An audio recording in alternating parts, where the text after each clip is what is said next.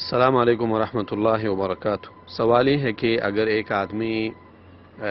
اذان سن رہا ہے ایسے حالت میں کہ وہ قضائے حاجت کر رہا ہے یا کسی ایسی حالت اور کیفیت میں ہے جو کہ اللہ تعالیٰ کے ذکر کے ساتھ مناسب حالت نہیں ہے، مثال کے طور پہ ہم کہہ سکتے ہیں یعنی کہ انسان ہم بستری کی حالت میں ہے، یا پھر یہ ہے کہ کسی ایسی جگہ میں بیٹھا ہوا ہے جہاں اللہ تعالیٰ کا ذکر کرنا مناسب نہیں ہے، ایسے حالت میں اگر ایک انسان اذان سنتا ہے تو ویسے اذان کے بارے میں شریعت میں طریقہ یہ ہے کہ رسول اللہ صلی اللہ علیہ وسلم فرماتے ہیں کہ جب بھی آپ سنتے ہیں مؤذن کی اذان فقولوا مثل ما یقول، تو جیسے مؤذن کہتا ہے آپ نے بھی ویسے ہی کہنا ہے، مگر حی علی الصلاۃ اور حی علی الفلاح میں آپ نے کہنا ہے کہ لا حول ولا قوۃ الا باللہ۔ تو یہ حکم ہے اسلام میں اور یہ ایک سنت طریقہ ہے اور بہترین عبادت ہے۔ لیکن اگر انسان قضائے حاجت کی حالت میں ہے تو کیا قضائے حاجت کی حالت میں انسان اذان کا جواب دے سکتا ہے یا نہیں؟ تو علماء نے یہ بات ذکر کی ہے کہ قضائے حاجت کی حالت میں اور ہر وہ حالت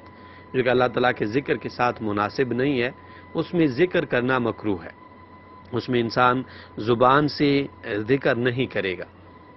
تو یا تو پھر یہ ہے کہ انسان دل میں جواب دے بنا تلفظ کی، اور یا پھر یہ ہے کہ انسان حاجت سے فارغ ہونے کے بعد جواب دے۔ اور دلیل اس پر کہ اللہ رب العالمین کا ذکر نامناسب حالت میں نہیں کرنا چاہیے، صحیح مسلم کی حدیث عبداللہ بن عمر رضی اللہ عنہما کی کہ رسول اللہ صلی اللہ علیہ وسلم قضائے حاجت کر رہے تھے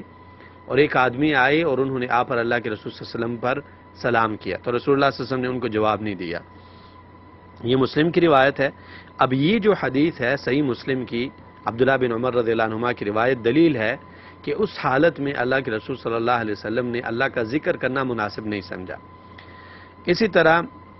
مہاجر ابن قنفذ ایک صحابی ہے، وہ آئے اور انہوں نے اللہ کے رسول صلی اللہ علیہ وسلم پر ایسے حالت میں سلام کیا کہ آپ صلی اللہ علیہ وسلم قضائے حاجت کر رہے تھے، رسول اللہ صلی اللہ علیہ وسلم نے انہیں جواب نہیں دیا۔ جب اللہ کے رسول صلی اللہ علیہ وسلم قضائے حاجت سے فارغ ہوئے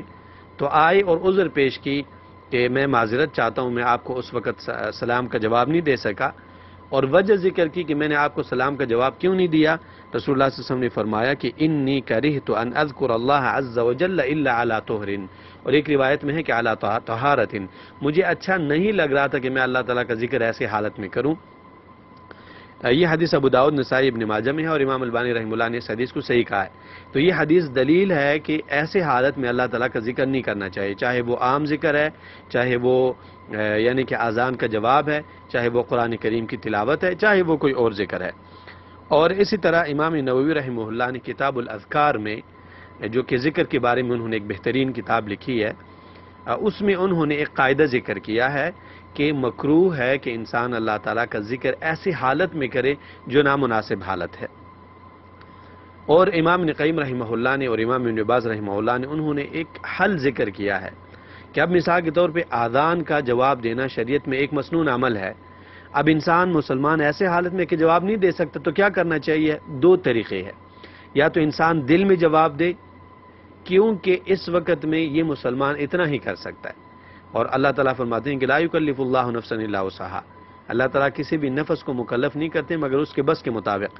اور رسول اللہ صلی اللہ علیہ وسلم نے فرمایا کہ اذا امرتکم بامر فاتوا منه ما استطعتم، اگر میں آپ کو کسی کام کا حکم دیتا ہوں تو جتنی آپ کی طاقت ہے آپ اتنا عمل کریں۔